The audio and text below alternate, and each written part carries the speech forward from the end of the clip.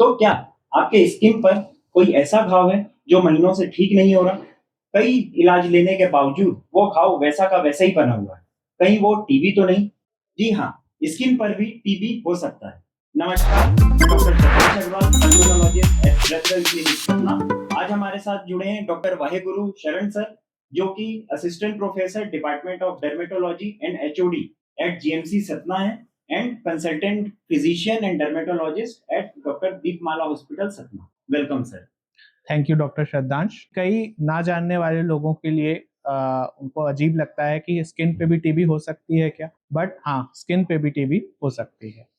और जनरली ये टीबी आपकी पल्मोनरी टीबी मतलब कि लंग्स से फैलने वाली टीबी से इसका स्रोत आ सकता है, या फिर ये बाहरी रूप से भी हो सकती है। सर प्लीज आप इसके सिम्टम्स के बारे में हमारे व्यूअर्स को कुछ बताएं।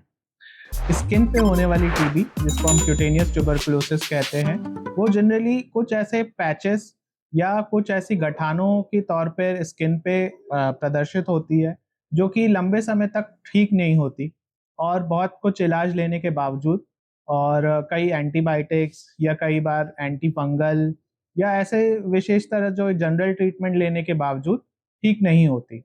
तब हमें ज़रूर उस पे आशंका जतानी चाहिए कि वो स्किन ट्यूबरकुलोसिस भी हो सकती है। और सबसे बड़ा इसका संकेत है कि लंबे समय तक ना ठीक होने वाले घाव या कोई पस डिस्चार्ज या साइनस बनने की संभावना हो सकती है। तो क्या इसका मतलब सर ये है कि अगर कोई वुंड बार-बार इलाज के बावजूद हफ्तों तक, महीनों तक ठीक नहीं हो रहा, तो क्या हमें उसमें टीबी सस्पेक्ट करना चाहिए? जी हाँ, अगर कोई वुंड बार-बार इलाज के बावजूद हील नहीं हो रहा या लंबे समय तक वैसा बना हुआ है या उसमें कुछ और बदलाव आते जा रहे हैं लेकिन विशेष तौर पे ठीक नहीं हो रहा, तो हमें ज़रूर टीबी सस्पेक्ट करना चाहिए। इसकी जाँच के लिए हम बायोप्सी और आगे के लिए सीबी नाट और ये सब टेस्ट करवा सकते हैं। अगला सवाल रहेगा कि कौन से ऐसी पॉपुलेशन है या कौन से एट रिस्क ग्रुप्स रहते हैं जिन्हें स्किन टीबी होने के चांसेस ज़्यादा हैं? जी, एट रिस्क ग्रुप्स जिनको स्किन टीबी होने की संभावना है, वो विशेषतः वो लोग जो कि टीबी के मरीज के साथ रहने वाले क्लोज कॉन्टैक्ट्स हैं, जो पुअर हाइजीन में रह रहे हैं, जो प्रॉपर वेंटिलेशन जिनके यहाँ नहीं है और उनको होने की संभावना ज़्यादा है, या उनके थ्रू जिनको बार-बार चोट लगती है या कुछ ऐसे घाव जिनको नेग्लेक्ट कर दिया जाता है या नहीं घाव भरते हैं, उनमें स्किन टीबी होने की संभावना ज़्यादा होती है। तो सर इसी को कंटिन्यू करते हुए आप इसके सिम्पटम्स के बारे में बताएं। जी, स्किन टीबी के कुछ लक्षण विशेष तरह दिख भी सकते हैं, कुछ लक्षण छुपे हो सकते हैं। जो दिखते हैं जैसे कि कोई गठान या कोई पैच या कोई निशान जो कि लंबे समय तक बना हुआ है, जो कि भर नहीं रहा, ठीक नहीं हो रहा, अलग-अलग ट्रीटमेंट लेने के बावजूद, एंटीबायोटिक्स लेने के बावजूद, कभी एंटी फंगल दवाइयाँ लेने के बावजूद भी ठीक नहीं हो रहा, तब वो स्किन टीबी की आशंका ज़रूर ज़ाहिर करता है। जी। और सबसे बड़ा संकेत स्किन टीबी होने का है कि कोई घाव का महीनों तक ठीक ना होना। जी। तो सर इसमें कौन से टेस्ट कराने ज़रूरी रहते हैं? स्किन टीबी के डायग्नोसिस के लिए हम मुख्यतः क्लिनिकल हिस्ट्री, उसके बाद स्किन बायोप्सी और इम्पोर्टेंट लगे तो सीबी नाट और कल्चर भी कर सकते हैं। जी। क्लिनिकल हिस्ट्री और बायोप्सी से जनरली इसका कंफर्मेशन हो जाता है। जी।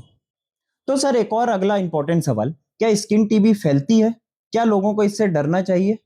देखिए, डरने से ज़्यादा प्रिवेंशन ज़रूरी है या अवेयरनेस ज़रूरी है। Skin TB direct skin to skin contact, skin to skin से तो नहीं फैलती, लेकिन जो एक्टिव केस है टीबी का, जिसको फेफड़ों में टीबी है या जो इलाज नहीं लिया है या जो डिफ़ॉल्टर केस है टीबी का, उससे उससे स्किन टीबी आम जनता को, दूसरे उसके क्लोज़ कॉन्टैक्ट्स को फैल सकती है। तो हम ये समझें कि जो सावधानियां हमें पल्मोनरी टीबी के लिए रखनी है, जो risk at risk group pulmonary TB का है, वही स्किन टीबी के लिए भी रहेगा। जी, जी। तो इसमें आपके समझने के लिए ये है कि जिसकी भी इम्यूनिटी कम है, उसे टीबी होने का खतरा ज़्यादा है। जी, बिल्कुल डॉक्टर श्रद्धांश। जिनकी भी इम्यूनिटी कम है, बिल्कुल ऐसा है, उनको टीबी होने का खतरा ज़्यादा है, इसीलिए प्रिवेंशन बहुत ज़रूरी है। जैसे कि हाइजीन बराबर रखना, वेंटिलेशन घरों में बराबर रखना या अपने दफ्तर, ओपीडी, डॉक्टर्स के लिए भी अपनी क्लिनिक का वेंटिलेशन प्रॉपर रखना टीबी के रोकथाम के लिए बहुत ज़रूरी है। और एक कारण टीबी का ये भी होता है पुअर जैसे कि डायबिटीज़, है ना? Poor sugar control. अगर किसी का डायबिटिक कंट्रोल गड़बड़ है तो उसको भी टीबी होने के रिस्क ज़्यादा है। तो प्रॉपर डायबिटीज़ का इलाज चलता रहे तो आपको टीबी से अब बचे रहेंगे। तो इसी में आगे बढ़ते हैं, क्या सर ये पूरी तरह ठीक हो सकता है?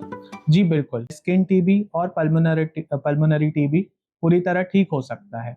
इसके लिए इलाज वही है एंटी ट्यूबरकुलर थेरेपी एटीटी, जिसको प्रॉपरली लेना बहुत आवश्यक है, जिसमें बीच में गैप करना या डिफ़ॉल्ट करना और खतरनाक हो सकता है। Thank you sir for your valuable insights. तो दोस्तों याद रखें कि हर स्किन प्रॉब्लम सिंपल नहीं होती, किसी भी लंबे समय के घाव को इग्नोर ना करें। Thank you. थैंक यू, नमस्कार।